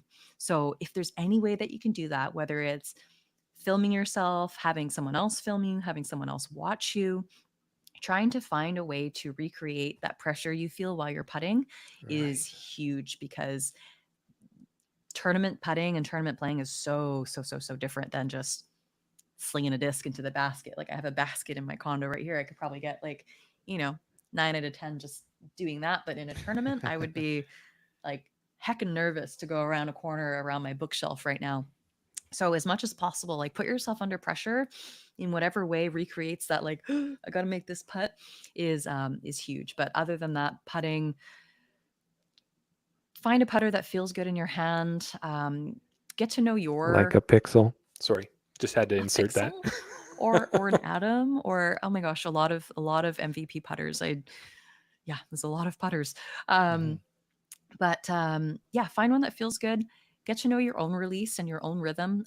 I think, there's a lot of videos that you can watch on like how to putt, but I think just get acquainted with what feels good for you. Um, I find I change my, not necessarily my putting form, but what I focus on as like a cue Mhm. fairly consistently, because things change. I think of things differently. So it's just going with the flow and feeling it out, unfortunately, with putting. And then if I'm going to move on to like accuracy, like distance isn't my strongest forte right now. So, I'm not known for my big bomber throws. So staying straight on the fairway as much as possible is something that I leaned on quite a bit, or and I do continue to lean on quite a bit. As for tips, I think going back to, finding discs that you're super comfortable with, but Mhm. I think overall, when it comes to tips for players and what to do to kind of like feel good about your accuracy and your game, is just to like take it one shot at a time, truly. um if you step up to your disc, it doesn't matter if you were 3 shots to get to there, 1 shot to get to there, 10 shots to get to there. It's You still have the same shot in front of you now. Nothing Right. that's happened prior to that is going to change what you have to do in this moment. So I think that came to me once when I was like 7 strokes into a hole, and I was just like, you know what? It doesn't matter what happened. I still have to do this shot. Hmm. Um, so don't put too much pressure on yourself. 1 shot at a time. Enjoy it. Try and remove yourself, your emotional self, as much as possible from your throws, and take stats. It wasn't, you're not a bad thrower. It was maybe just a bad shot, and take from it what you want, leave behind what you don't want, and move on to your next shot. But I don't know if that's helpful, Oh, but Yeah. totally helpful. I yeah. don't know. What about you, Daryl? I'm like, these are the ones where I think we could do a clip show of this type of advice. Yeah. And then, Mm. all proceeds go back to Gabby and the other guests who have given us that information. I love talking about mindset. It's something that I feel, I can lean on myself for a bit, like where, my physical strengths aren't quite as big. Like I can kind of just like settle back into myself and be like, okay, I'm just gonna one step at a time and go through it and be happy with whatever result I have. Like I'm just very fortunate and grateful to be in the position that I'm in, and yeah, we'll see where Yeah. it takes me. I think one big thing on the mindset part of it is to remember, because Mm. we can listen to you now and we can say to ourselves, okay, yeah, we got to let that putt go, we got to let this go, we got to forget everything about that. But then when we get out on the course and we're in that situation, it's very easy just to pick up that putt and or the putter and throw it at the basket in a bit of an angry moment, because you're upset that you took 3 or 4 shots to get here. But it's actually remembering to let that stuff go is one of the bigger key, I guess, if you want to put it that way. We all know, we all watch form videos, we all know how to throw, we all know where we should be reaching, we know release points. But when you're actually doing it, it's a different story. So remembering to remember those key points, I think, is a big takeaway for me, Jeremy. Definitely. Well, Gabby, the other thing too we wanted to do, and we're going to roll right into it, Oh, is You're sporting on your shirt there a lovely MVP logo that maybe wasn't on your shirt at the beginning of last year. So let's talk a little bit about sponsors. Hey, Daryl? Yeah, absolutely.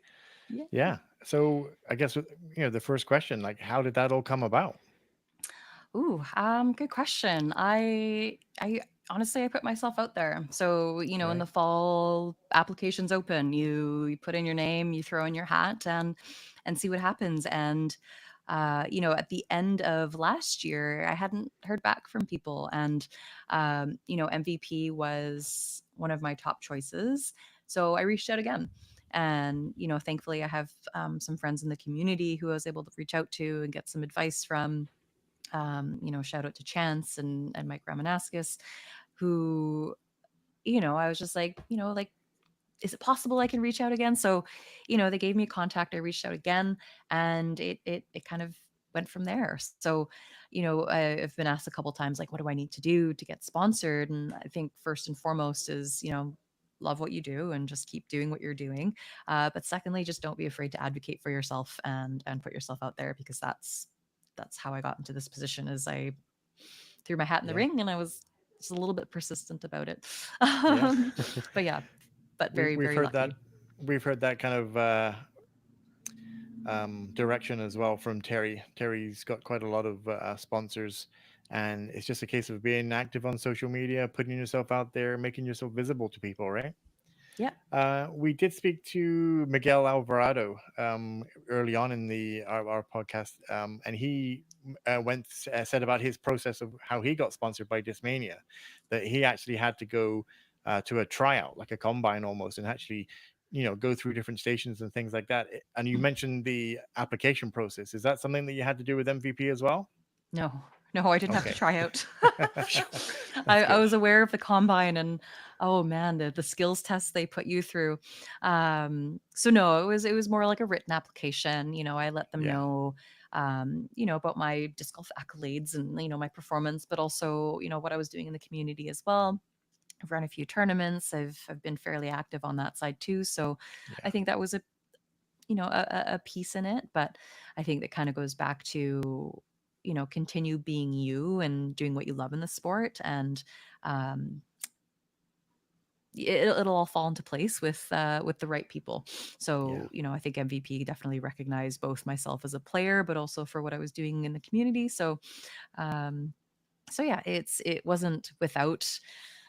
I won't be completely humble about it and say, like, I did put in some work, and there yeah, I do have some background, but it came out of a place of passion and interest, right? Like, it wasn't something that I was like, oh, I should run some tournaments so I can get sponsored one day. It was like yeah, I ran those tournaments because, and I supported those tournaments because it was something I truly enjoyed doing and wanted to do for my community. And so yeah, just stay true to you and like what disc golf means to you. And for some people it's purely competitive, for others it may be purely community based, which hmm, is totally fine, right? And yeah, but yeah, just keep doing what means the most to you, and yeah. you'll find the right thing. That's awesome. You mentioned that MVP was your first choice when you went to for the application process. Being on I'm going to have to read these off because there's quite a few. Being on a team with such big names like Simon, Eagle, Sarah, Hokum, Elaine, James Conrad, Madison Walker. Like, what does it mean to be on that team? It's it's still surreal. I think when I played in Texas, before every tournament they put names on who's playing, and to Yeah, be along those names, it's surreal, but it's an honor. It's one that I don't take lightly. It's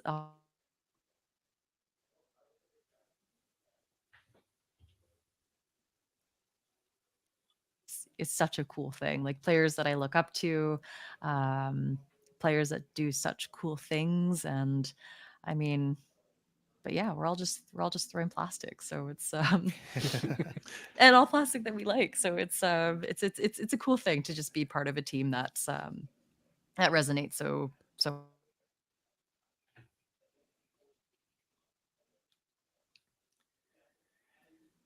Yeah. Well, and I may put in there too, Gabby, about plastic that we like is every evening when I set up for each week for the podcast, I put discs behind me.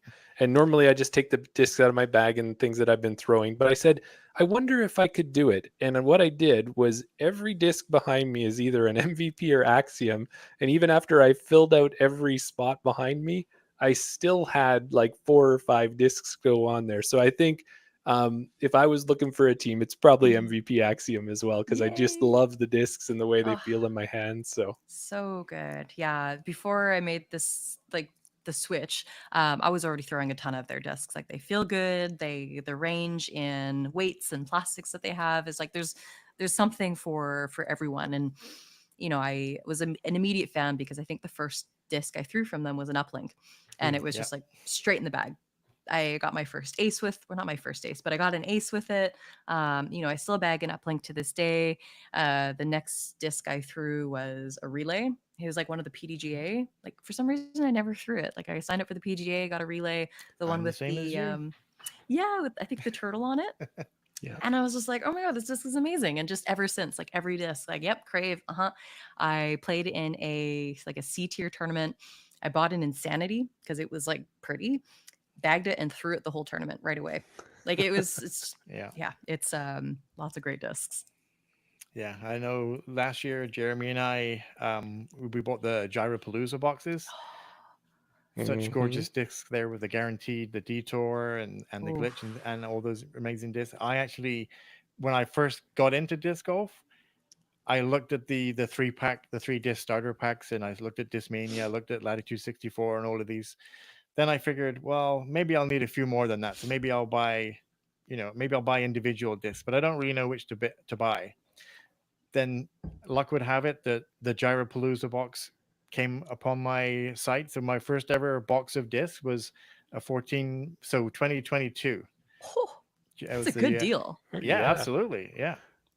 Lap seconds, you'd never even know there was anything wrong with them. Like I Never. still don't. I look at some of those discs and I think I don't see what the blemish is there. They must be looking Hmm. through a microscope or something like Yeah. that. But And they're unique.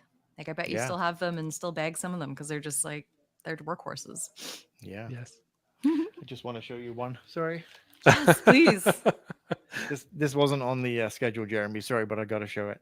So we recently did a spring runoff Tournament that we competition, Oh, entered. and they had a silent auction, and there was this James Conrad Bendy Vault. James. Yeah. Oh, Sorry, Yeah. great win. put my headphones back on. Oh, Um, so many wins like that. And I guess Daryl, yeah, only because we're doing it, I ended up also picking up some more, and I got myself Taco Bear. It's a bear eating tacos with like a kind of a gold stamp, and I was able to get, what was it? It was a Mayhem, Daryl, and a a mayhem. resistor. Yeah, So Ooh, very nice. I was actually yeah, looking at that disc. I was gonna ask what it was because I like the color. oh. yeah. I forget. Do you remember who died it? It wasn't Chance Stad. I don't know. I don't think I'm just trying to remember. I know Rebecca said Yeah. who died it because I inquired about it, but yeah, I was lucky enough to win the silent auction, and then also I got a Jordan Castro Castronaut signed envy as well. So Yeah, we could just go Amazing. on all day we about went our to town. love of the Yeah, discs. It's like a whole other episode just showing Yeah, each other our discs. exactly. exactly. Yeah, I don't know if everyone else would want to see it, but the three of us would enjoy it. Yeah. So with that, so that's your MVP sponsorship. Did you have more on that one, Daryl? No, I was just going to mention because we mentioned about the Pixel there. We followed you on social media. We seen that you did the unboxing. You had some Pixels and you were loving the Pixels. You Hmm. mentioned about some other putters. Do you still bag a Pixel, or have you gone back to a more tried and trusted putter? I have not bagged the Pixel. I found it just a touch too deep. So going back Okay. to like the comfort in the hand thing, it's just I Yeah. have tiny hands. So it just wasn't quite it. I am putting with the Atom right now, which is a Okay. shallower putter.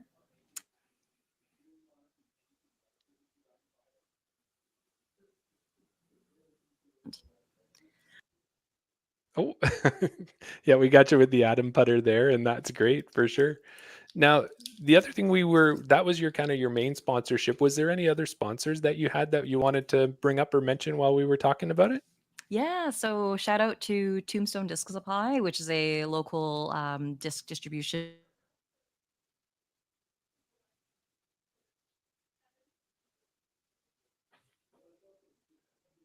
still waiting to do their team announcements, but I am sponsored through them. Also working with Queer Disc Golf to run some events. So last year I ran a fundraiser with them, working towards getting a fundraiser set up later in the year as well. So those are the two other ones that I'm very grateful to be working with. Fantastic. Awesome. And not only that, the other thing we should mention is that you're also an executive board member for the BC Disc Golf Association as well. So is Yes. that how do you fit that role into everything else as you're traveling and you're in the van and you're going here and you're on a ferry going there? Yes, it's I have to learn to, kind of pace myself and just kind of balance everything. So that's part of this year is just like a rebalance. But it's been great work and just making sure the community's set up well for how BC disc golf is kind of centralized across the province. So, I guess we run a duck golf series, which is throughout the year, Yes. but we're working towards, like a membership platform, working towards more events and more resources for the community too, so that clubs have like a more centralized space um, to be able to get support from, but also working on a provincial sports application as well to get more funding into disc golf in BC. So a lot of work, Yes. but no, it's been good. It's been interesting to see the other side of that, and definitely started that from a place of like, how else can I help, right? Um, Events is one thing, but I'm very much like a back end support kind of person. So, Yeah. it's just another way to grow disc golf in BC. Wow. And that's amazing. And thank you for doing it because we know even in our local Edmonton Disc Golf Association, EDCA group, the board members, they just do so much. So for you to find the time on top of playing in tournaments, on top of organizing events, like thank you for doing that because I don't think people know how much work, and if you weren't doing that, that duck series doesn't happen. A lot of these things don't happen. New courses don't go in, new baskets don't happen. It takes all of the board members to do that. So thank you for doing that. Oh, thank you. Definitely team effort from everyone there. Yeah. Well, that's awesome. Now we're getting closer to the end. We've had you for quite a while here. Now, one of the things that tends to happen as you're riding on a ferry back and forth, unfortunately, Daryl, there is a chance that that ferry could end up on a different type of island, I think, and maybe that takes us to where we're going next. You're so slick with the segues, Jeremy. Yes, Very smooth. that ferry could be taking you to not just Victoria Island, but it could be taking you to a desert island. But I hope not. unfortunately, I will tease it right here. Now it's time for Desert Island discs. Picture this. You've taken a relaxing cruise, however the ship goes down. You manage to swim to an island. Unfortunately for you, there's an 18-hole disc golf course. Which 3 discs are you taking with you on the island? There you go. Desert I Island love disc that. section of the show. So as it says, you got 3 discs to take with you on this deserted island. Over the time, this desert island has turned into different conditions, different length of courses, different manipulation, different iterations. Some people take 3 drivers, some people take 4 discs. We're kind of loosey goosey on the rules here. But what 3 discs would you like to take with you? Amazing. Well, thank you for sending this question to me ahead of time because it's one of those ones that I'm like, I don't know. There's so many, but I just kind of went to like, okay, well, like, what am I leaning on, and like, what have I pulled out of my bag very recently? Thankfully, I've found myself on a very wooded course Yeah. as my deserted island It's a course. jungle island, yeah. Yes, yes. So, and even now I'm like, oh, which disc was I pick? But I'm gonna pick a Crave for sure. Yes. I have one that's like, it's just great for like, it gets surprisingly good distance, but I love it for like hitting gaps. Like if I have to hit a gap, a hyzer gap, turnover, like it's something that it just feels good out of the hand, and it's something I can trust to do that. I bag 2 currently, one flippier, one a little more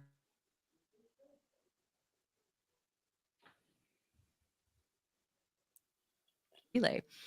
Which when I was Oh, looking at my discs, I'm like, oh, they're both 6 speeds with a -2 turn, perhaps. But the relay I find just to be like a straight workhorse with not quite as much distance, so I can use it for like upshots. It's very shapeable. It was the disc I leaned on quite a bit at Falcon's Flight, so it'll always okay. hold a special place. Yeah.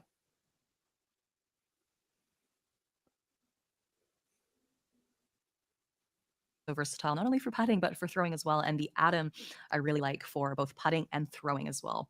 Because of the Right. stability that it just has a nice straight flight that I can just, throw it and trust it to kind of hold what I'm going to put it on. So I'm going to say those three, even though next Perfect. week that might change. But for now, we'll pick those ones. Nice. Well, this is the first, Jeremy, because this is the first guest that has picked 3 discs, and I have all 3 of those discs. You do. Amazing. Yeah, I mean, we've got multiple craves, obviously, with being PDG Yes. members. We've had a few of those. The Gyropalooza boxes, we've had a few in there as well. Yeah. The Relay was one of the first that I got in a Gyropalooza box. I believe it was it's black with a white rim. Yes. The R2 Okay, plastic, perhaps. that's R2. Yeah, Yep. so an R2 Relay, and then I have a Lab Second Atom that I bought as well. So I got all 3 of those, Jeremy. Yeah. Fantastic. Perfect. Well, there you go. When we do our own Desert Island discs round, Daryl, you can say, I'm choosing Gabby's and I'm going to go throw those 3. Yeah. Amazing. We should do a desert island round. If Yes. we do meet up, like let's grab our You 3 know. discs and let's play around some more. But between me, you, and Jeremy, Gabby, we have talked about such a thing. Yes. Maybe with Hmm. past guests. That's all I'm saying. I'm not It's always saying anything, thrown out more there. than that. Keep me in the loop. I'm It's very in the works. interested. Absolutely. We will. Now, are you okay, Gabby, for a little time just to answer a couple questions before we let you go, just to see if there's any Yes. questions from our listeners? Of course. We have Yeah. lots Okay. of lists. We have lots of questions for you, Gabby. Oh my gosh. All right. I'm going to scroll right back to the beginning. Have you got any lined up, Jeremy? Let me take a look here. Okay, well, I can ask one. You've got one there. Okay. Well, more of a so the first thing that was posted in the chat from courtesy of Brendan McKinstry. He's from BR Disc Golf in Camrose, courtesy of Statmando. You have 13 wins for 31%, 31 podiums, top 10 finishes. You've had 40. You've cashed 20 times, and you've been in a total of 42 events. Okay. Yeah, just some interesting stats there for you. Wow. Yeah. Huh, So that's didn't know. something there.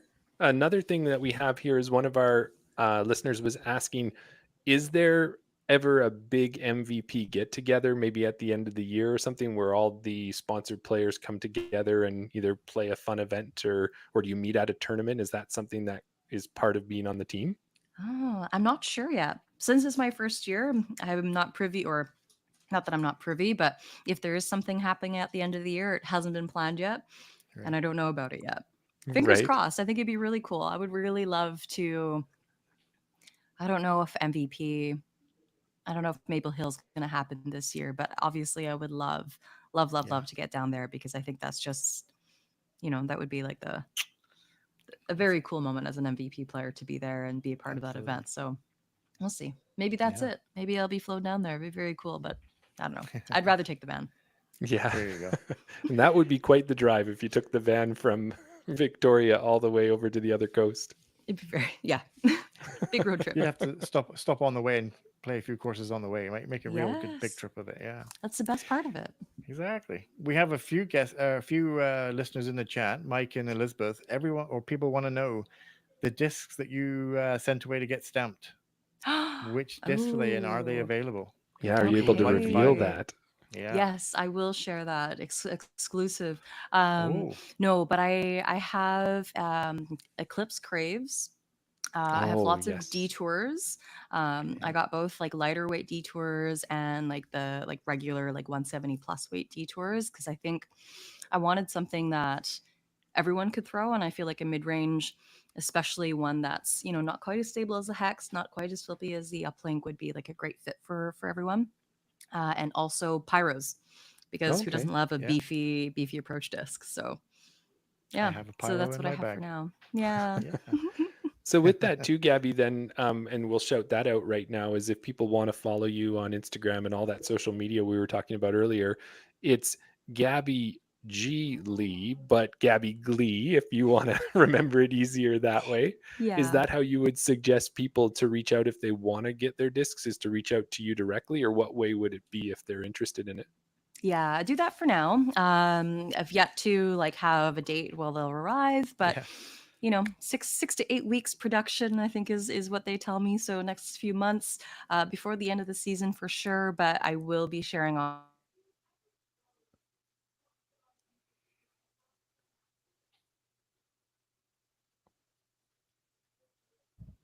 Perfect. And with that too, so is there going to be, here's the price of the disc, and then that priceless signature of yours, does that come at a premium as well, or is that something that maybe as a special request, or how does that work? Aw, special, like requested. I'm not going to ink your discs before before I get your permission, but no, that doesn't come at an extra cost.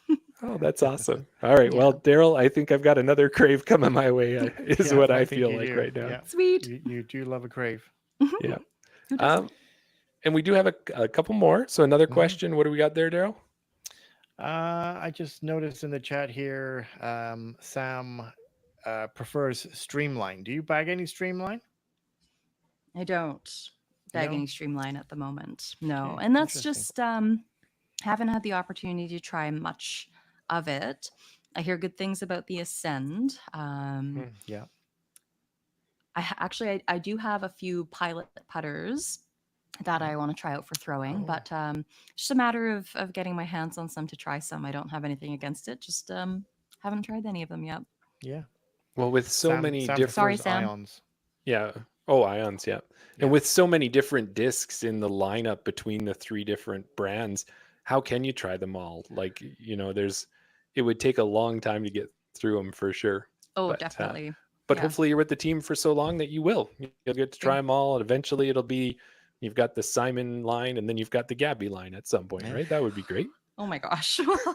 One step at a time. But yes, let's All right. try all of them first. Yeah. Sounds good. Here's an interesting question from Brendan again. I forget exactly who we brought this up with in a past episode, but we were talking about FPO specific layouts and Mm. how they can be adapted for FPOs. And one of the downsides was what we were talking about before is if you can imagine a dog leg left, 200 feet to the corner, but then another 300 to the baskets. Moving the FPO T-pad forward 100 feet doesn't really benefit the FPOs because they're throwing 100 to the corner, but then they still have 300 down the second part of the fairway. So is there anything, the actual question was, what do you like to see in an FPO specific layout? Woods, obviously, but I mean, not you specifically. Lots of trees. Woods. Yeah. Woods, yes, lots of trees, gaps to hit. That's a really good question, and I haven't thought about it too much. And I don't know if I've had the opportunity to play courses that have just been, adapted to FPO haphazardly. I feel like the courses I've played, they've been very intentional about the layouts. But, I think as much as possible, if there's a specific landing zone that's, very clear that you can get to the next shot, I think having OB, like if you're going to put OB on a course, making it so that it doesn't disadvantage those who can't throw as far. So like, if Right. the basket's up here, I kind of prefer this type of OB as opposed to this OB, or, Right. Yeah, it's a good question. I haven't really thought about it that much, but I do enjoy a course that has multiple options, good landing zones. I like what the Pro Tour does with, instead of like making it shorter, like making it longer even. So if it's a par Right. 3 that's too long for FPO, make it a longer par 4. Right. So I don't mind that as well. But obviously hard to do with any course just around anywhere. But for the most part, I'm really just happy to be on the course, and all players are playing the same course. So Yes. I'm not too fussed by it. So if it doesn't, if the par 3 doesn't line up as it should for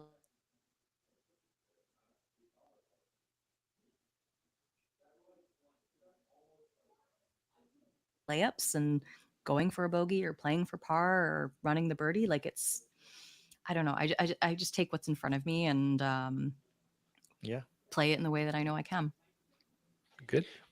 I have a question because we brought this up with Martin Hendel. We're dropping all these names, Jeremy. You're dropping them, yep.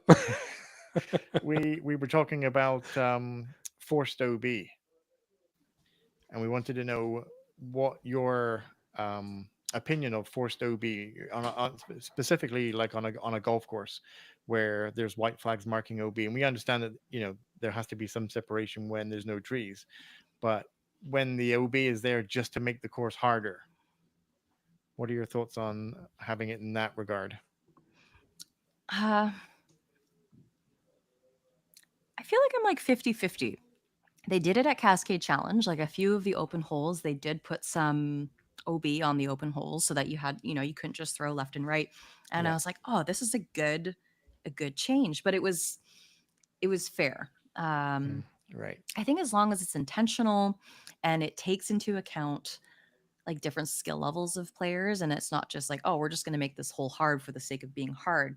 Yeah. Like I think as long as it is super intentional in how many different people can play the course, I think it's fine. I don't love it as much. Like I said, I do prefer like a woods course where it's like more of a natural OB. Yeah. So if there's like a ton of forced OB just for the sake of making it harder, maybe not a huge fan of it. Right. But I think where it helps delineate some of the fairways or Yeah. makes a par three a bit harder. I don't Yeah. know. I'm 50-50. Yeah, no, that I mean, Martin didn't answer it the way that we thought, or the way that I thought he was going to answer it, because my opinion of forced OB, and obviously we're just speaking from an amateur point of view, but when it's forced and when it's made, just like you said, made to make the hole harder, then it's like, why even put it on a course anyway? We could just be playing this in a football stadium. But when there's a reason for having it, like you said, to delineate from different fairways or for safety and things like that, then I'm all for it. But Martin's answer was that he loved it, so he totally Okay. yeah, he took a didn't answer different it the way view. I thought he was going to answer it. I thought he'd be dead against it, but I guess it Yeah. plays to Yeah. your skill level, like Hmm. maybe, I guess. What I don't like is like an additional punishment for being in a place that's already not great. Like Right. at Cascade, there was hazard in the trees. And I was like, I'm Oh already my. in the trees. Why Yeah. do I get an extra stroke? But it's like everyone plays the same course, like I said. So it's just like an extra layer of thought and intention Yeah. that you have to put in your shots. But in general, just give me some trees and I'm happy. Yeah. Well, I Yeah. think you've given Brendan a lot of good information because he also designs courses. So I'm sure he's been scribbling down all of these comments to make sure he adds them into his designs. So I hope that's they've been great. helpful. I think that's the reason why he's asking these questions. He's doing field research. Yeah. For when he comes out to Victoria to put the next course in, I think, or something like that, right? There we go. Yeah. Or And the or Beaumont. or Beaumont, that could be one. That's where Daryl is. We're still Yeah. waiting for a course there. But Gabby, the last one here that I saw was that I think we can answer this one as a probably resounding yes, that as long as you have the discs in your hand, you'll be bringing them to Falcon's Flight to sell there as well. Yes, Yes. definitely. Yeah. If I have them, I'll bring them. I'll be bringing them. They're thrown in the van, and I'll bring them wherever I can. Great. Fingers crossed, I get them soon. Perfect. Nice. So we just want to give you one last moment here. Is there anything we didn't cover that you wanted to shout out or anything you wanted to say before we get ready to let you go here? I mean, thank you for having me on. Very grateful for the opportunity to kind of just share and talk, and I don't know. Yeah. Anyways, but big shout out to the local ladies here. I wouldn't be playing disc golf without them. To be included in something so like haphazardly, it was just like really unexpected, and I felt so part of the community right away. So especially to Mary's Farm, Tanya at the course there, she creates such a beautiful community. And big shout out to my husband too, who's just like my number one fan and supporter and first person to, I don't know, cheer me on, support me, and carry my bag before his round. And yeah, no, I'm super grateful to have a partner that's just as excited about it as I am. So excited to see where this takes us. Perfect. Fantastic. Daryl's got the sound effects for you there. Well, thank you so much, Gabby. We really appreciate it. We wish you all the best of luck at your next tournament and the rest of the year, definitely at TCO. And we hope that we'll be talking to you very shortly and you'll have another win under your belt and we'll be asking you about how that went. So thank you so much We'll for see. joining us. Thank you so much. Really appreciate it. Can't wait to see you in person too. Yes. Thank you for your time. Thank you. Thank you. Talk to you See soon. you, Gabby. Bye. Bye. Wow. Daryl, Gabby is just so well spoken. She's got Yeah. so much good information. And, thanks to everybody with their patience. We know that there was a little bit of pauses in there, but Was there any pauses? just a couple here and there. But I think the one thing that I noticed was as Gabby was speaking, she made sure to carry the conversation for us, and it was pretty easy to pick up exactly where she was when we did get her back there. Yeah, absolutely. I mean, yeah, definitely was able to roll with the punches. It's definitely a technical issue episode tonight, I think. But everybody's been on their A game, and speaking specifically to Gabby, like you said, so well spoken. What an amazing setup. Yeah, the audio was perfect, and the interview was perfect, and the content was perfect. Everything was a great episode. Yes, and she's such and playing for one of our favorite disc manufacturers. I think we can do it. We're allowed to have favorites, and having her on Team MVP is definitely a cool thing. I can't wait. We'll get a chance to see her at Falcon's Flight, and if I haven't already put one of her craves in my bag or one of those, she said the detours as well. I think, did she Yeah, not? Yeah, yeah, I'm gonna probably have them at that point. yeah. No, I mean, I don't currently bag a crave. The detour comes and goes in that spot in my bag. So, but just because I have a detour that I don't bag right now doesn't mean that I can't to buy another one. Yeah, Especially if it has an FPO signature on it, then I can put it back on my shelf. there you go. Yeah, Well, and you know what? I'm looking at the comments here, and everybody else is agreeing as well as how wonderful of a guest Gabby was. And Yeah. it's probably that right time that we should say we know probably almost everybody listening right now is already subscribed to the channel, but definitely subscribe, tell your friends, and let's just keep getting more of these great guests on the show for you. yeah, absolutely.